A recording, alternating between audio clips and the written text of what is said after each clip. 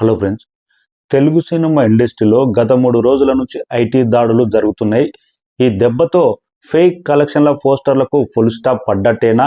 నందమూరి బాలకృష్ణ లాగా ప్రతి cinema release అయినప్పుడు నా ఒరిజినల్ కలెక్షన్స్, నా అవార్డులన్నీ ఒరిజినల్స్, నా సినిమా కలెక్షన్స్ అన్ని ఒరిజినల్ అని ప్రతి హీరో చెప్పుకోవాల్సిందేనా? దిల్ రాజు మైత్రి మూవీ సంస్థ వాళ్ళ పబ్లిసిటీ ఇంత కొంప ముంచిందా? పబ్లిసిటీ ఫేక్ కలెక్షన్ల పోస్టర్స్ ఇంత డేంజర్ జోన్లో పడేసినవా? ఎందుకు ఇలా జరిగింది అనేది 3 విషయాల గురించి మాట్లాడదాం.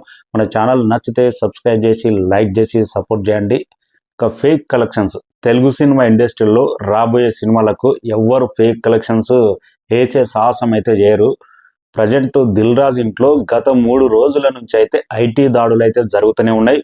వెంకటేశ్వర క్రియేషన్స్ ఆఫీస్లో కానీ, తన ఇంట్లో కానీ, తన కూతురి ఇంట్లో కానీ 3 రోజుల నుంచి ఏకదాటిగా చాలా స్ట్రిక్ట్గా ఐటీ దాడులు అయితే జరుగుతున్నాయి. దిల్ రాజు ఫ్యామిలీ మొత్తం ఇంట్లోనే బంధించి ఫోన్లన్నీ తీసేసుకొని ఎవరితోటి మాట్లాడకుండా స్ట్రిక్ట్ రూల్స్తో ఐటీ దాడులు చాలా స్ట్రిక్ట్గా ఉంటాయి. నిన్న మీడియాతోటి కూడా సార్ ఒక్క ముక్క చెప్పండి అంటే ఐటీ వాళ్ళ పర్మిషన్ కావాలి, ఆఫీసర్లు పర్మిషన్ ఇస్తేనే మాట్లాడతా అనే ప్రజెంట్ దిల్ రాజు సిచ్యువేషన్ అయితే ఉంది. ఈ రోజు అయితే సంక్రాంతికి వస్తున్నాం, గ్రాండ్ సక్సెస్ సెలబ్రేషన్ అయితే జరుగుతుంది. కానీ దిల్ రాజు ప్రొడ్యూసర్ మాత్రం అటెండ్ కాలేదు. ఓన్లీ హీరో అనిల్ రావుపూడి మాత్రమే అటెండ్ అయ్యిండు. వెంకటేష్ గారు ఇట్లా అంటే కొన్ని సందర్భాల్లో ఫేక్ కలెక్షన్స్, ఫేక్ పబ్లిసిటీ ఎంత మనకు హైప్ తీసుకొస్తుందో పబ్లిసిటీ అనేది, తర్వాత అదే పబ్లిసిటీ కూడా ఎంత డ్యామేజ్ చేస్తుంది అనేది ఉదాహరణ. నిజంగా కలెక్షన్ పోస్టర్స్ ఇంత పరిస్థితి తీసుకొస్తుందని ఎక్స్పెక్ట్ చేస్తున్నారు. అందులోనూ మెయిన్ కలెక్షన్స్ అనేది పెద్ద మ్యాటరే కాదు. ప్రతి ప్రొడ్యూసర్ అయినా, ప్రతి బడా సంస్థలైనా ఎన్ని వందల కోట్లు ఖర్చు పెట్టి తీసాం, ఇంత రెమ్యునేషన్ ఇచ్చాం, డైరెక్టర్కి ఇంత ఇచ్చాం అని చెప్పుకుంటూ పోతారు.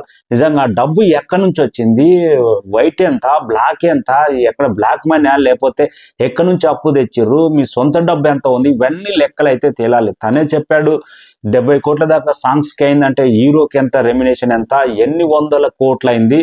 ఫస్ట్ డే కలెక్షన్ పోస్టర్ కూడా దేశమంతా దిల్ రాజు పరువు పోయింది. అది కూడా చాలా డ్యామేజ్ లో పడేసింది. ప్రజెంట్ ఐటీ దాడులు అయితే 3 రోజుల నుంచి ఏకదాటిగా నడుస్తున్నాయి. ఏం లెక్క బయటికి వెళ్తుందో కానీ ప్రజెంట్ అయితే తెలుగు సినిమా ఇండస్ట్రీలో ఈ దెబ్బతో ఫేక్ కలెక్షన్ పోస్టర్లు వేయాలంటే భయపడాలి. జెన్యూన్ కలెక్షన్స్ మాత్రమే ఫస్ట్ డే కలెక్షన్స్ కానీ ఎవ్రీడే కానీ రావాల్సిందే. అభిమానులను దృష్టిలో పెట్టుకొని ఫేక్ కలెక్షన్ పోస్టర్లు వేస్తే రోడ్డున పడాల్సిందే. ఒక సినిమాలో ఉంది డైలాగ్, నేనింతే సినిమాలో రవితేజది. సినిమా డిజాస్టర్ అయ్యి ప్రొడ్యూసర్ ఇంట్లో ఏడ్చుకుంటూ కూర్చుంటే అభిమానులు వచ్చి సార్ 10 లక్షలు కడితే కానీ మనకి టౌన్ రికార్డ్ పోతుంది అంట, తీసేస్తారంట బొమ్మ, 10 లక్షలు కట్టాలని అంటాడు.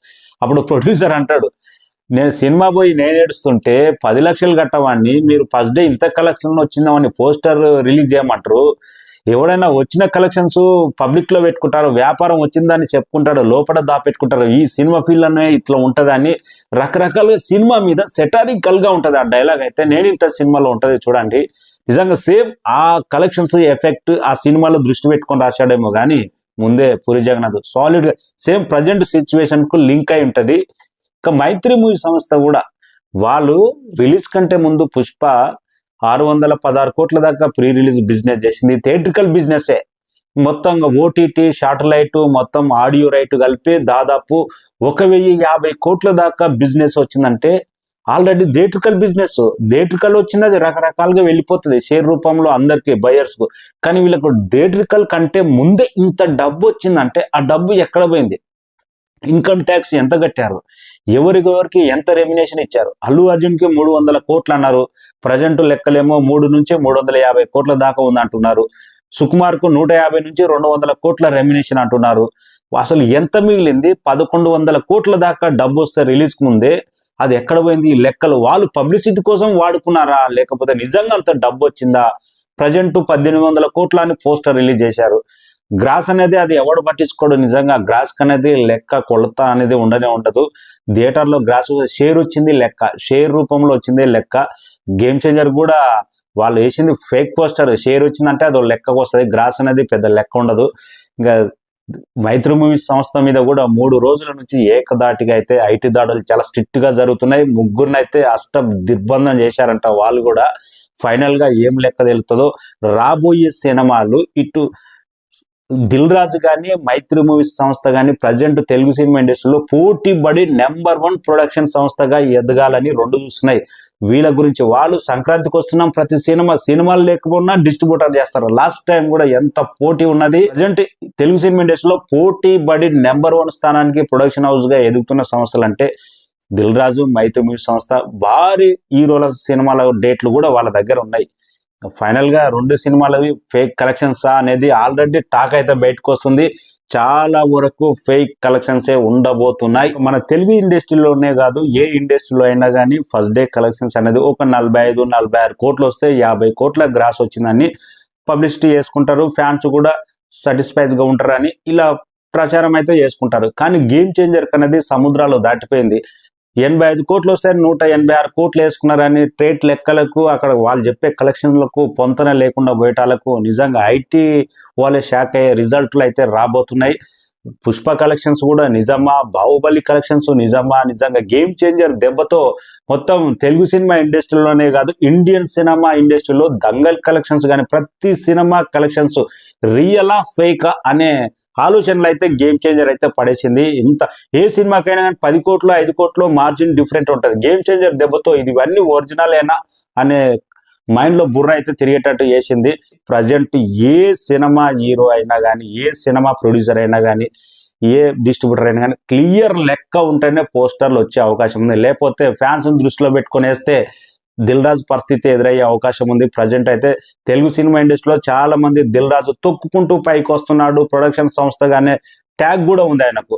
ఫైనల్ గా ఆయన కష్టపడి ఎదుగుతున్నాడు, కానీ అనుకున్నటోళ్ళు అంటున్నారు. ఫైనల్ గా మాత్రం ఈ 2 సంవత్సరాల మీద కన్క్లూజన్ ఏ రేంజ్ లో వస్తుందో, ఏమన్నా బయట పడుతుందా, నోట్ల కట్టలు బయటకు వెళ్తాయా, ఏమన్నా అనుకోని లెక్కలు తారుమాలు వెళ్తాయి అనేది ఫైనల్ గా రిజల్ట్ రావాల్సింది. ఇక సంక్రాంతికి వస్తున్నాం కలెక్షన్స్ అయితే దుమ్ము లేపుతుంది. ఇంతకుముందే ప్రెస్ మీట్ జరిగింది. 230 కోట్లకు పైగా గ్రాస్ వచ్చిందని ప్రెస్ మీట్ పెట్టి చెప్పారంటే కాన్ఫిడెన్స్ లెవెల్ వాళ్ళు 100% వచ్చింది. షేర్ మాత్రం 100 కోట్ల షేర్ దాటింది. దీంట్లో డౌటే లేదు. క్లియర్ గా మనకు లెక్క కానొస్తుంది. ఇక డాకు మహారాజ్ కలెక్షన్స్ అనేది బ్రేక్ ఈవెన్ కి అయితే ఈ సాటర్డే లోపే బ్రేక్ ఈవెన్ అయిపోయే అవకాశం ఉంది. 100% సాటర్డే సండే మంచి హాలిడేస్ ఉన్నాయి కాబట్టి Daaku Maharaj clean block buster గా ఉండబోతుంది.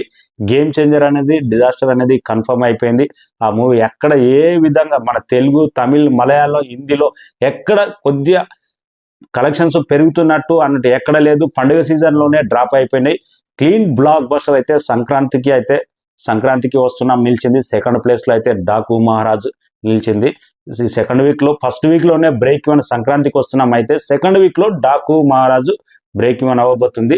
ఒక మాట గుర్తించుకోవాలి, నిన్న కూడా నందమూరి బాలకృష్ణ నా కలెక్షన్స్ ఒరిజినల్, నా అవార్డ్స్ ఒరిజినల్, నేను ఎవరితోటి ఏ పద్మ అవార్డులైనా ఏ అవార్డులైనా కానీ ఒక్కరి ప్రోద్బలంతో ఒక రికమెండేషన్ తోటి రాలేదు, అన్ని ఒరిజినాలిటీగా వచ్చినవే. ఎవరినో కొందరు దృష్టిలో పెట్టుకొని మాటలు అన్నట్టు తెలుస్తుంది. ప్రతి ఒక్క హీరో అలాంటి ఒరిజినల్ గా ఉంటేనే నిజంగా ఇండస్ట్రీ ఫేక్ కలెక్షన్స్ కు తావు లేకుండా పోతుంది అనేది చాలా important. Thank you so much.